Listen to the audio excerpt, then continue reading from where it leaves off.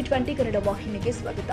ಬಾಗಲಕೋಟೆ ಜಿಲ್ಲೆ ಬಾದಾಮಿ ತಾಲೂಕಿನ ಉಗಳವಾಟ ಗ್ರಾಮದಲ್ಲಿ ಅಮಾನುಷವಾಗಿ ಕುರಿಗಾಹಿ ಶರಣಪ್ಪ ಜಮ್ಮನಕಟ್ಟ ಹತ್ಯೆ. ಕೊಪ್ಪಳ ಜಿಲ್ಲೆ ಯಲಬುರ್ಗಾ ತಾಲೂಕಿನ ಹಿರೇಮ್ಯಾಗೇರಿ ಗ್ರಾಮದ ಕುರುಬ ಸಮಾಜದ ಮಹಿಳಾ ಪಿಡಿಒ ಮೇಲೆ ಹಲ್ಲೆ ಹಾಗೂ ಕಲಬುರಗಿ ಜಿಲ್ಲೆ ಆಳಂದ ತಾಲೂಕಿನ ಖಾನಾಪುರ ಗ್ರಾಮದಲ್ಲಿ ಕುರುಬರಿಗೆ ಬಹಿಷ್ಕಾರ ಖಂಡಿಸಿ ಕುರಿಗಾರು ಹಾಗೂ ವಿವಿಧ ಸಂಘಟನೆಗಳ ನೇತೃತ್ವದಲ್ಲಿ ಗದಗ ಜಿಲ್ಲಾಡಳಿತ ಭವನದ ಎದುರು ಕುರಿಗಳ ಸಮೇತ ಪ್ರತಿಭಟನೆಯನ್ನು ನಡೆಸಲಾಗಿದೆ.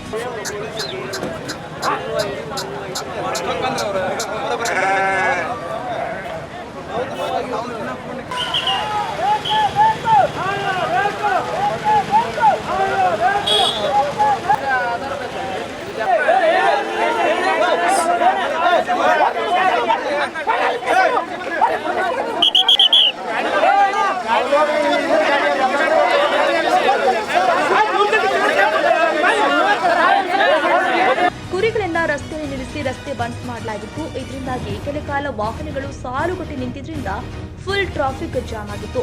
ಕುರಿಗಾಯಿಯನ್ನ ಕೊಂದ ಕೊಲೆಗಡುಕರಿಗೆ ಕಠಿಣ ಶಿಕ್ಷೆ ವಿಧಿಸಬೇಕು ಅಂತ ಆಗ್ರಹಿಸಿದ್ರು. ಸರ್ಕಾರ ಕೂಡಲೇ ಎಚ್ಚೆತ್ತು ಕುರಿಗಾರರ ಹಿತ ಕಾಯಬೇಕು, ನಿಷ್ಪಕ್ಷಪಾತ ತನಿಖೆ ಮಾಡಬೇಕು, ಹತ್ಯೆಗೀಡಾದ ಯುವಕನ ಕುಟುಂಬಕ್ಕೆ ತಕ್ಷಣ ಪರಿಹಾರ ಒದಗಿಸಬೇಕು, ಕುರಿಗಾರರಿಗೆ ಬಂದೂಕು ಲೈಸೆನ್ಸ್ ಕೊಡಬೇಕು ಅಂತ ಒತ್ತಾಯ ಮಾಡಿದ್ರು.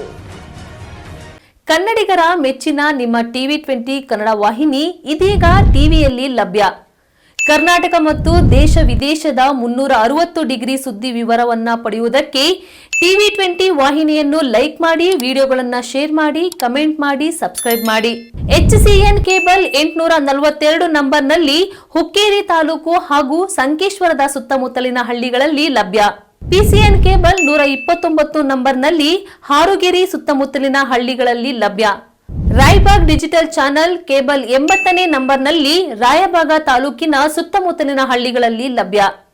UDCN ಕೇಬಲ್ ನೆಟ್ವರ್ಕ್ ಉಗಾರ ಸುತ್ತಮುತ್ತಲಿನ ಹಳ್ಳಿಗಳಲ್ಲಿ ನಿಮ್ಮ TV20 ಕನ್ನಡ ವಾಹಿನಿಯೂ ಲಭ್ಯ.